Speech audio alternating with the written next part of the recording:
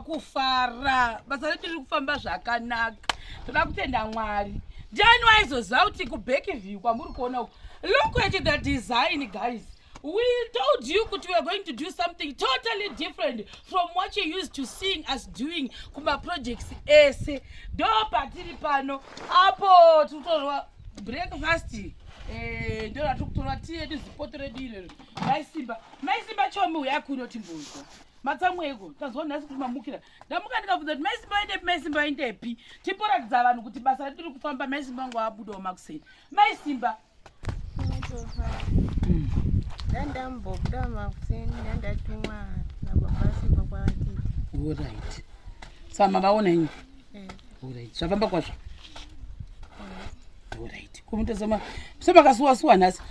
Anyway, right. Pane vanhu vazhinji vainditi maisimba vadonedza chakati vakado.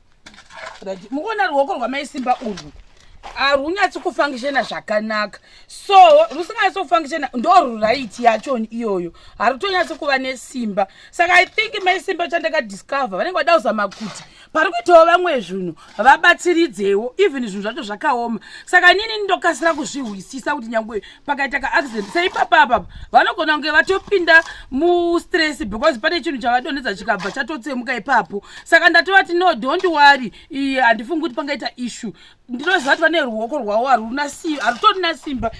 Muona kuti vanogara vakadai nguva dzese harutorina because even nguva zhinji runogara rwakaita sokuti rwakaita kudivi kudaiwo so. Saka ruoko rwavo rune simba i1 urwu harunanyatsova nesimba yakanyatsokukwana. Ndizvo remasimba kandikureva rema chokwadi. Saka ni maisimba ndo vanokasira kuzomboita stress kuti maiwe ndatosvera sisi hazvina problem mazviona atoitika tatosolova yatopera. We know very well kuti grikini zvinoitika andika mafuta don't worry handiti mungatozotadza kusimba mototi maiwe ndikuramba ndichiita mamistake handiti mazviona. Saka ndangoti nditaure kuna vamwe vanhu vanenge vafunga kuti sei maisimba vachiita mamistake, it's because ruoko rwavo urwu haruna kumira kwazvo rwekuright. So ruoko rwanonyanyoshandisa rwakasimba pazvinhu zvese ndehwekuleft. So maybe vanenge vakurigwa simba neleft vozama kubata neright voguma vaita accident. Ndo zvinhu zvandakadiscover. Saka handiwanze kuvabatirira hangu ekera but effort yekuti vafadzewo sisi nekufadza vanhu vari kuona imikoko ndo yavanenge vachida kuti vaite. Saka I think tichapota choti kanawo zvinhu zvakaita zvinoti masimba musabati because vachaguma vazozvikuvadza handika. Saka kunowo kumaisimba muri kuona plastering yedu mwowa sei mapinda maamusabhabhaka muri kunzwa kuti imi muchitarira kudai kuti ndo zvazvakaita mapapira ari kuda mudenga mumaona here pamusoro apo maifungira pamusingafungiri right.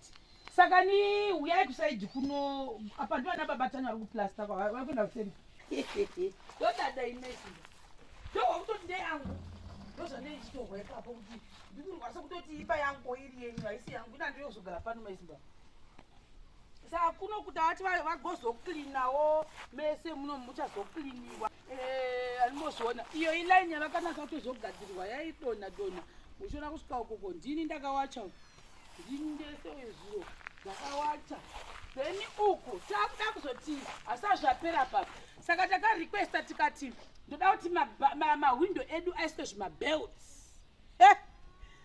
Ewe babasimba vari kushanda hakuna chakanaka mazuva ano nababasimba ndojecha redu ramukona ngwe zvatoita kuti zvinhu zvedu zviite easy guys. I was so happy kuti munhu wengoro akatidhilivharira jecha redu zvamuri kungoona izvi ndo riri kushanda pano animozviona babasimba iroro ngarinde kurova tisikona ariveseki moto so babasimba ndo vakaklina kubva zuro ndakavati no svina yati wandei. Saka basimba bvatanga zviro kusakura vatanga kusakura zuro ndikavati uyu mugero wenyu wanga vari kunga uchibva uye samweko. Sadati no imi chimbofanai kuita zvamunoita then tichakumbira babatanya kuti vauye hameno vamezhe zvakanaka kuti chibude chiri straight chimugero chacho chisaita kubhenda kudai toane kuti vave nespace yakanaka yeyard hanimozviona. Saka apa ndangoti dzigai asi popo uya nechilaini chinongouya chakadai zvakanaka zvobuda zviri smart. Njangwanda yese yamuri kuona apa uya amo. Ungwanda wese ndo kutanga kuoperata nawo vabvise tisanzwa kuti pane nyoka yanga iri papa ikazopinda mumba ikazodi. We don't want any problems. Saka ndo zvavari kuitawo nhasi baba Simba vachera mvura namai Simba Makuseni vapedza vakauya vakatanga kuita zvokugadzira yadhi kuti inge iri smart. Ndo zvamuri kuona izvi vanoshanda baba Simba naungoti baba Simba vashanda vanoshanda mazuva ano vakagwinya patikauya mazuva endo papa nga vasina kugwinya hataigona kuti indakatova ndikatoti mai wedu chakwara nebasa baba Simba anenge vasinganzwi muchi ndochiona baba Simba vanjanji vari kushanda mazuva ano zvavo tozvitenda. Baba Simba imbomurusai vanhu. Makadiko mose hama dzangu vanhu vaJehovha tiri kukutendai nezvamuri kutiitira izvi. Tiri kufara pano tichiita basa. Haiwa ini ndinotenda handina chandinokwanisa kuwedzera kana kutapudza asi kutenda kuti mukomborerwe kwamuri ikoko munamate zvakasimba sekukunyengeteraiwo kwatiri kukuitiraiwo tiri kuno. Haiwa ndinokutendai zvangu. Guys, muri kuona the front view. I showed you the back view. Now this is our front. Choncho mansion.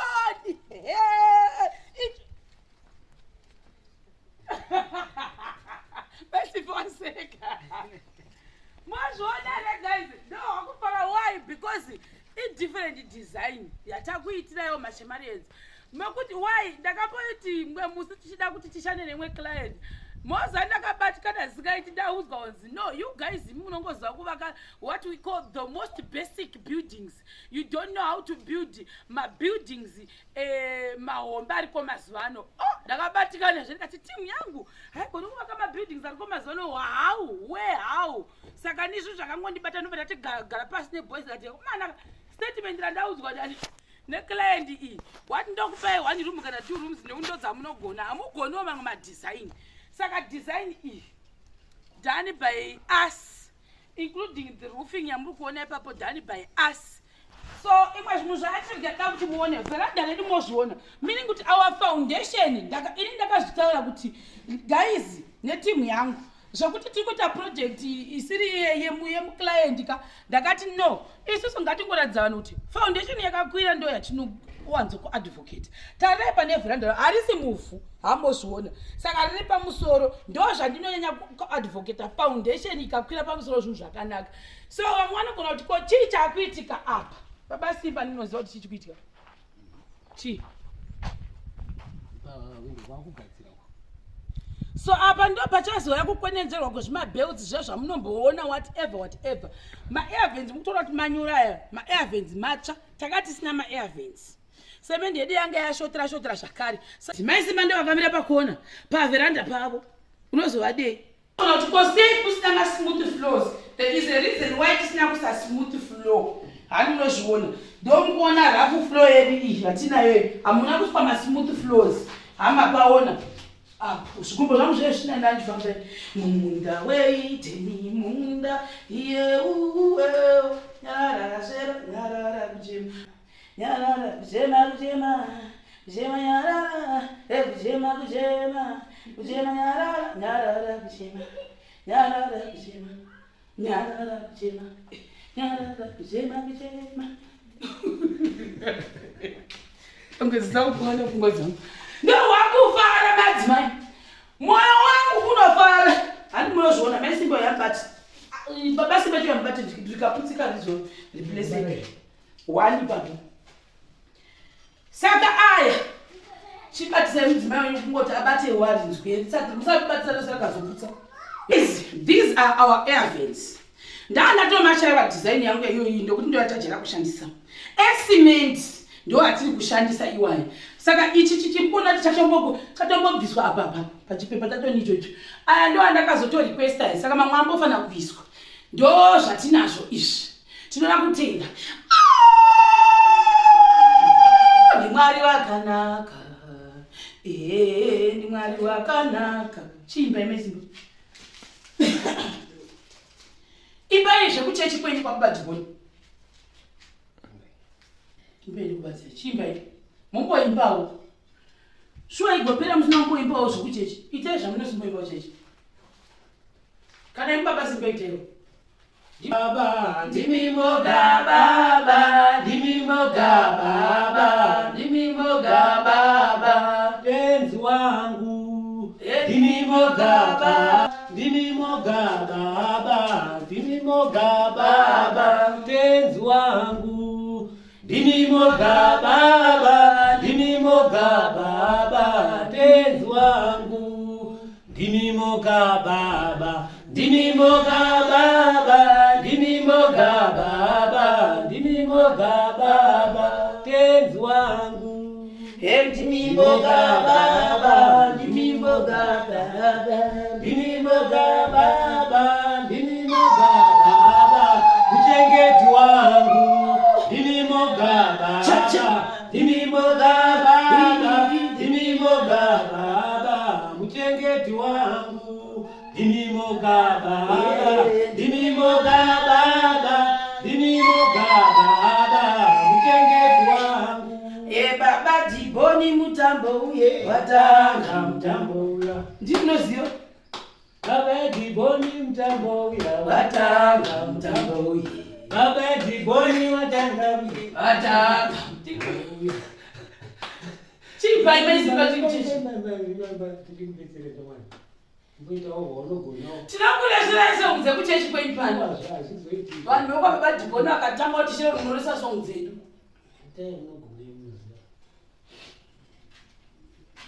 Chitambire Baba Diboni noera munoera munoera Baba Diboni chitambire chitambire chitambire Baba Diboni titambire, Baba Diboni titambire, munoera munoera munoera. Mota kundwane itakapita chechi kwani 2 days then atozwa song. Baba Diboni mutambo uye watanga mutambo uye. Modaira ozviri fast. Tiri kuma youth isu pa weekend. Tichiimba, tiri kugomo tichinamata. Tovaipira hedu sikakasira kumba. Baba Diboni mutambo uye watanga mutambo uye. Baba Diboni mutambo uye watanga mutambo. Mutambo uye watanga mutambo. Mutambo uye watanga mutambo. Mutambo uye watanga mutambo.